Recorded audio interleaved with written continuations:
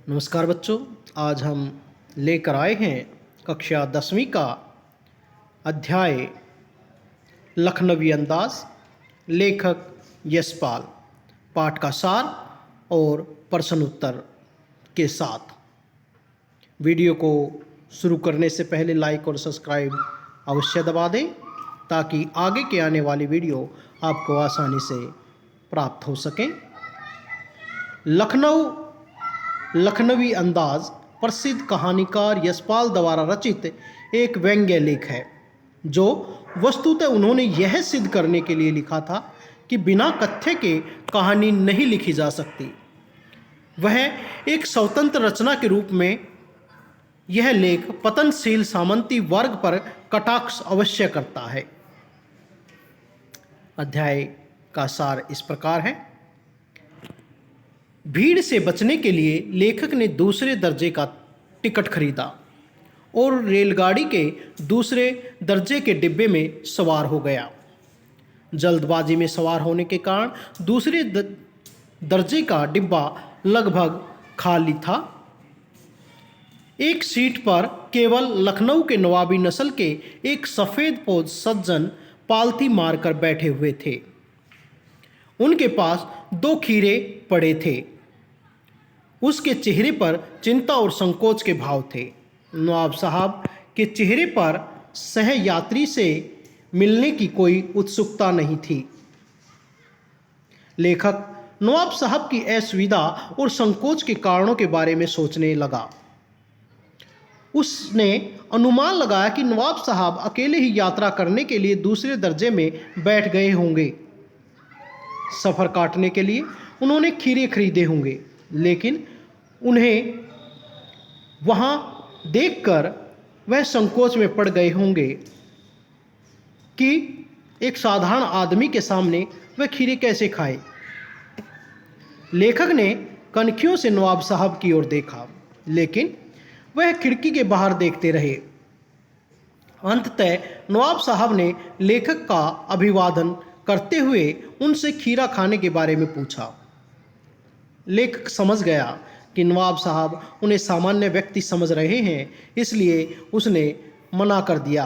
अब नवाब साहब ने खीरों को धोया और उनके ऊपरी हिस्से को काटकर उनको रगड़ा। नवाब साहब ने खीरों को चाकू से छीला और फाँकों में काट लिया। उस पर जीरा मिला, नमक और लाल मिर्च डाल दी। लगता था नवाब साहब के मुंह में खीरों के रस के स्वाद की कल्पना से ही मुंह में पानी भर गया था। लेखक सोचने लगा कि पहले तो यह नवाब साहब बड़े रईस बनने का ढोंग कर रहा था, इसलिए लोगों की नज़रों से बचकर खीरा खाना चाहता था, परंतु अब अपनी असलियत पर उतर आया है। नवाब साहब ने एक बार पुनः लेखक को खीरा खाने का आमंत्रण दिया, परंतु लेखक एक बार इनकार कर चुका था। अतः उत्तर दिया कि इस वक्त उन्हें तलब महसूस नहीं हो रही। तलब अर्थात इच्छा। जब नवाब साहब ने प्यासी आंखों से खीरे की फांकों की ओर देखा और खिड़की के बाहर देखकर लंबी सांस ली, नवाब साहब खीरे की एक फांक को होठों तक ले गए, उसे सूंघा और आनंद से अपनी पलक बंद कर ली। फिर उन्होंने उस फांक को खिड़की से बाहर फेंक दिया। इसी प्रकार वे प्रत्येक फांक को नाक के पास ले जाते, उसके स्वाद से आनंद से पुलकित होते और प्रत्येक फांक को खिड़की से बाहर फेंक देते। एक एक कर नवाब साहब ने सारी फांकों को सूंघकर बाहर फेंक दिया और तौलिए से हाथ पोंछते हुए बड़े गर्व के साथ लेखक की ओर देखा। अंततः लेट गए। लेखक सोच रहा था, यह नवाब साहब की खानदानी शिष्ट और कोमल व्यक्ति हैं। वह यह भी सोच रहा था कि क्या इस तरह सुगंध मात्र से पेट की तृप्ति हो सकती है, अर्थात पेट की भूख मिट सकती है।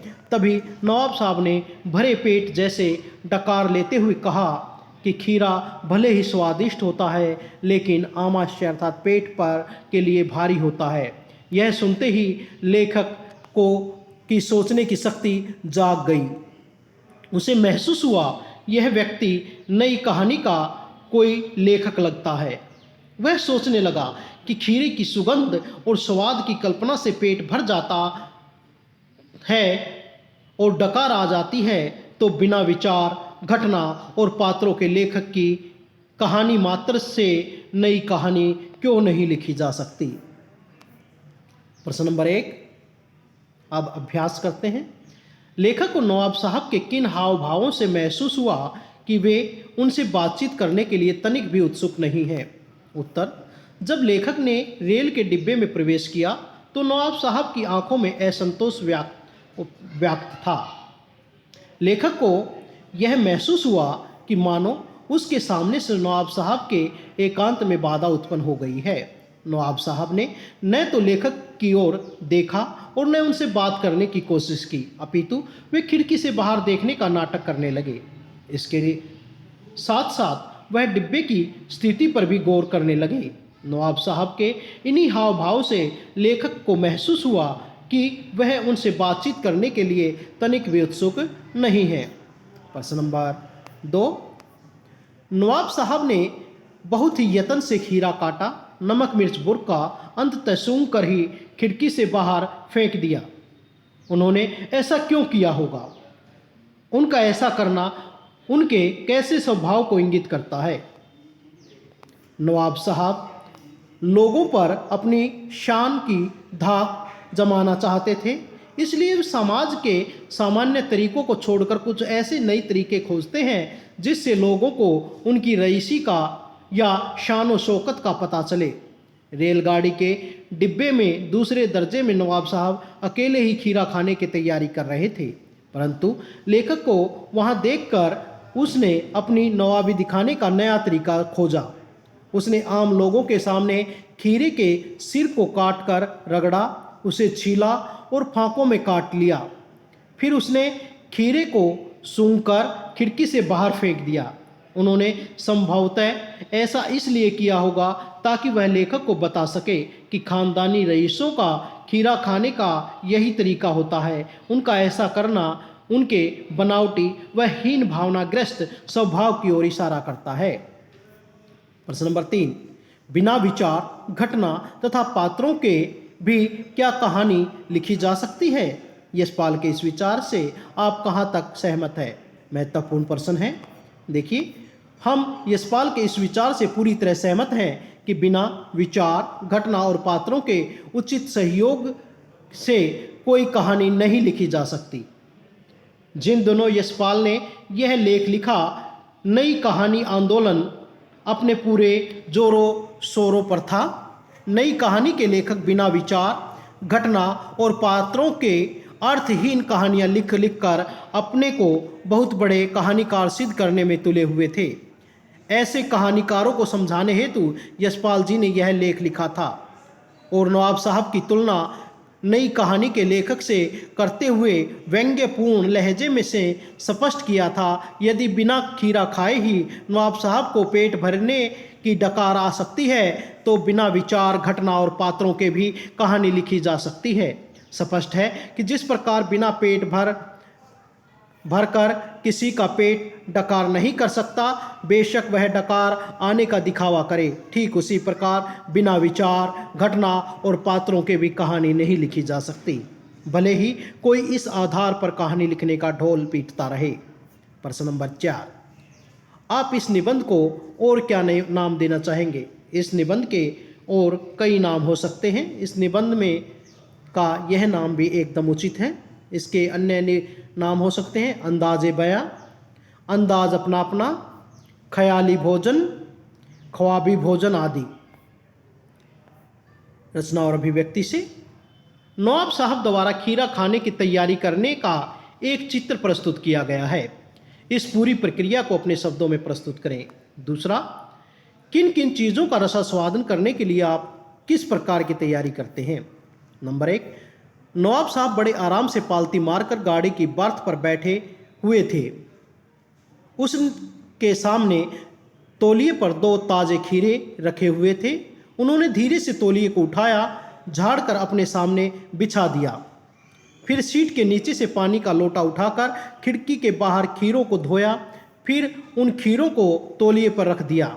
अपनी जेब से एक चाकू निकालकर दोनों खीरों के सिरों को काटा, उसे चाकू से गोंदा और झाग निकाली। फिर बड़ी कलाकारी के साथ खीरों को छीलकर उनकी फांकें बनाई। उन्होंने खीरों की प्रत्येक फांक को तौलिए पर सजा कर रखा। उस पर जीरा, नमक, लाल मिर्च की बुर्की को डाला। इस प्रकार उन्होंने खीरे के टुकड़े खाने के लिए तैयार कर लिए। दूसरा, जिन चीज़ों का हम रसास्वादन कर सकते हैं उनकी कल्पना मात्र से हमारे मुंह में पानी आ जाता है। उदाहरण के लिए, चाहे वह सेब का रसास्वादन करना हो या फिर खरबूजे या तरबूज का रसास्वादन करना हो या टमाटर आदि की तैयारी करनी हो। इसी प्रकार हम उबलते चनों को भी ले सकते हैं। आम की भी इसी प्रकार से तैयारी कर सकते हैं, जिससे हमारे मुंह में काटते काटते पानी आ जाता है। खीरे के संबंध में नवाब साहब के व्यवहार को उनकी सनक कहा जा सकता है। आपने नवाबों की और भी सनकों और शौक के बारे में पढ़ा और सुना होगा। किसी एक के बारे में बताइए। हाँ, हमने अवश्य ही नवाब साहब की सनक की भांति अन्य नवाबों की सनकों और शौकों के बारे में पढ़ा व सुना है। इसी प्रकार की सनक रखते हुए एक नवाब हुए हैं वाजिद अली शाह, जिसका जिक्र मुंशी प्रेमचंद ने अपनी कहानी शतरंज के खिलाड़ी में किया है। कहने को तो वे शतरंज के खेलने का शौक था, नाच गाने का शौक था, परंतु उनका शतरंज का शौक तो सनक की सीमाओं का भी उल्लंघन कर गया था। उनकी उस सनक ने न केवल उनकी रियासत को बर्बादी का कारण बना, अपितु वे अपनी इस सनक के चलते ही अपने व अपने मित्रों के विनाश का कारण भी बने।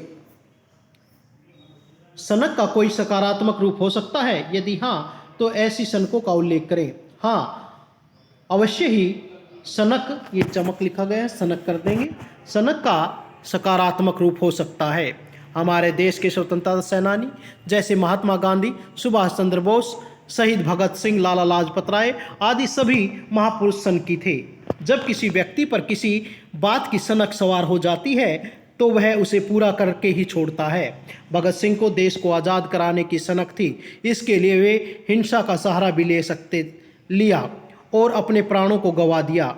हमारे देश के सैनिक इसी सनक के कारण बॉर्डर पर अपनी जान भी दे देते हैं। सनक के इतिहास में असंख्य सकारात्मक रूप खोजे जा सकते हैं। धन्यवाद। वीडियो को लाइक और सब्सक्राइब अवश्य करें। धन्यवाद।